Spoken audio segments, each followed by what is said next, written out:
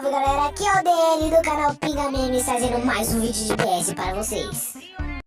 Cheiro de pneu queimado, foi torrado. Mano, hoje eu sei que algumas pessoas devem saber porque segue o canal do KMT.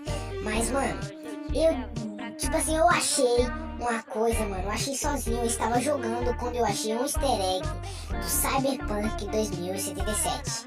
E velho, mano, esse easter egg é muito da hora, mas se você quer ver aonde fica esse easter egg, mano, não pule o vídeo, continue o vídeo, deixa o like, se inscreve no canal, mano. É nóis, bora pro vídeo.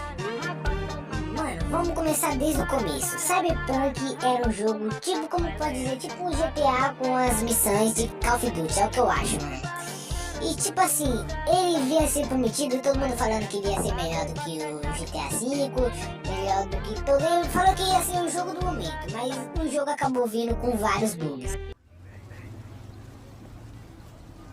Cara, essa motoca aqui é braba, hein?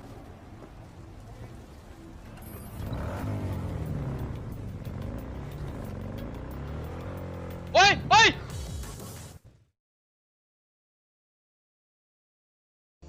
Então, e é aí que entra o easter egg no Block Strike, que eu vou mostrar pra vocês.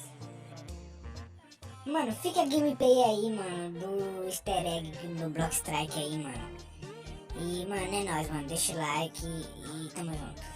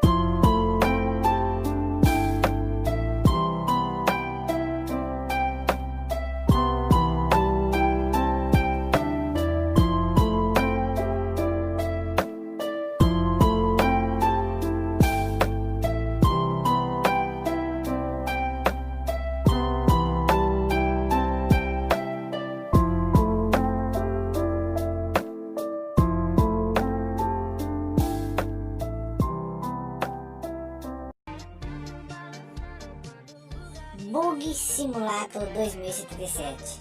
Esse é o easter egg que os ADMs do BS fizeram para Cyberpunk 2077. Eu não sei se isso pode ser novidades em breve ou é só zoeira dos ADM, mas eles fizeram um easter egg para Cyberpunk 2077, que é esse daí. E, mano, o vídeo foi isso aí. Se vocês gostaram, mano, me ajude, se inscreve no canal, deixa o like, compartilhe pra aquele seu amigo que joga BS e não sabia disso, mano. Me ajudem, mano. É nóis, tamo junto.